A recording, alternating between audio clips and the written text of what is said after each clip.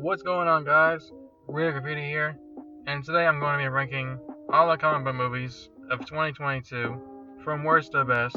Let's get this thing started. Number 7, Morbius. Yes, it's terrible. No, I haven't seen it. Number 6, we have Thor: Love and Thunder. This one in particular really hurts me because I thought that this was going to be the best superhero movie of the year, but it wasn't. The CGI is terrible, the green screen's terrible. It's basically just a 2-hour long SNL sketch. I really was hoping this was going to be really great because of how amazing Thor Ragnarok was, but they really hit the shitter with this one. It's everything wrong with Marvel movies nowadays, just too many jokes, too much humor, there's not enough depth to the characters, terrible CGI and green screen. The comedy was not funny at all. There's a whole lot of problems with this movie. I really didn't enjoy it. I'm very disappointed because I had high hopes for this. But yes, number 6, Thor: Love and Thunder. Number 5, Black Adam. This movie's a fucking mess as well. It's literally just a whole bunch of fight scenes that mean absolutely nothing because Black Adam has been established as having basically no weakness at all besides one little thing, and it never really comes into play throughout the entire film.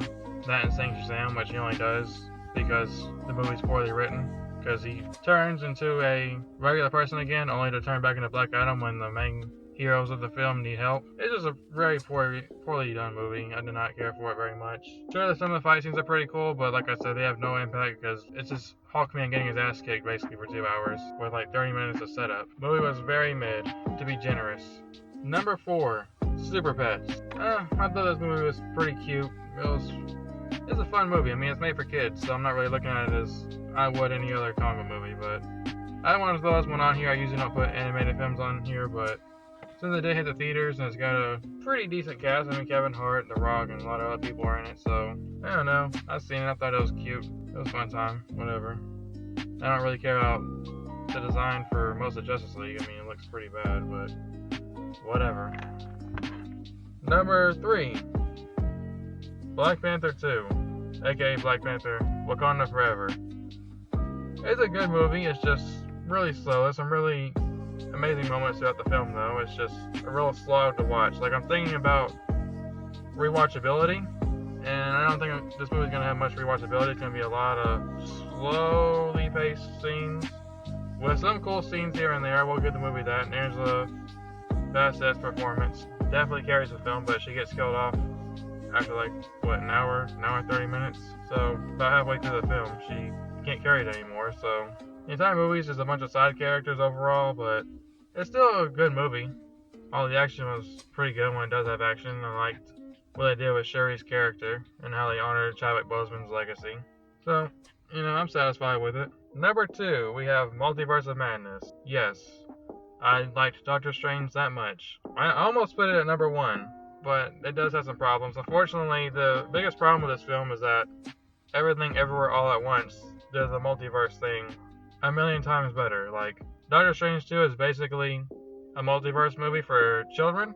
Like, in here, they do the multiverse and it's like, oh, look at that car, it's not even on the ground. It's supposed to be all, wacky and cool. There are some moments in here where they really explore some cool things in the multiverse, but overall, I feel like Everything Everywhere All at Once, it's just a better multiverse film. It does have some problems here and there, but overall, I really enjoyed it. I enjoyed what they did with Wanda's character. She was a pretty intimidating character all throughout the film. The Illuminati getting killed was a pretty badass scene, if you ask me. I know a lot of people don't like some of the green screen and CGI here and there, but I thought it was pretty good. It's basically a horror movie, which is something you don't really see much in the comic book films, like actual horror movies. And it helps us by a guy who's done horror before and superhero films, Sam Raimi. Yeah, I really enjoyed it. I thought a lot of the fight scenes were pretty good. I enjoyed some of the new characters they brought in, like America Chavez. I really enjoyed it. It was a cool movie. It's something I've already watched a couple of times, and it still holds up pretty well. So number 1, obviously, is Morbius. No, I'm playing. It's the Batman. And I hate saying that the Batman is the best superhero film of the entire year because I know a lot of pretentious pricks on Twitter and just everywhere else on the internet are always treating this movie as if it's just the fucking most amazing thing ever. There's just nothing wrong with the Batman at all. It's a fucking modern day masterpiece. And it's like, you need to calm down. The movie is not fucking perfect. The pacing is a little rough, a little bit, not as bad as Black Panther 2, but sometimes it can get kind of like, okay, can we move on Because the movie is 3 hours long, and like majority of it is just Batman walking around looking all badass and cool, sure, but I don't know, it really didn't need to be 3 hours. But I really enjoyed the film overall. Robert Pattinson, he's a pretty good Batman. Zoe Kravitz, she was great as Catwoman as well. Looking forward to more as Colin Farrell as the Penguin. He gave a great performance as well.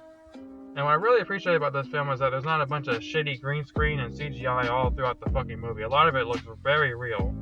Like, I don't think there's any scene in the entire movie that looks like it's CGI. I mean, I'm sure there are some scenes in the film that are CGI, but I can't tell. Because you look at most superhero films these days, like Marvel, and it's just so obvious that it's terrible green screen and CGI all throughout the film, and it really takes you out because it's like it doesn't hold up. Whereas the Batman, it looks like it's going to hold up pretty well. Nothing very fake looking in the Batman. I didn't really care for the Riddler very much. He's probably my biggest negative with the film, but he's not really that bad to take me out of the film. But I just didn't really care much for his character and what they did with the Riddler in here. The cinematography is great overall. All the performances all around are pretty good. The music's pretty amazing as well. Fight scenes could have been a little bit better, but what we did get was not bad at all. Seeing Batman let loose and just kicking criminals' ass, I really enjoyed that. And we got to see Batman be more of a detective, something we haven't gotten in other Batman movies before. So, yeah, with that, I'm going to say that Batman is the best superhero film of 2022. I think we need more superhero films like this, where they stop hiding everything with their fucking green screen CGI, and they film more on location, film more sets. That would be nice. It makes your movie look real, because when everything looks fake, it's like I'm just watching some fan-made bullshit on YouTube. So, take some time. The Batman is actual art. Take more time with your films. Thank you. Hope you guys enjoyed the video, and feel free to like, comment, and subscribe.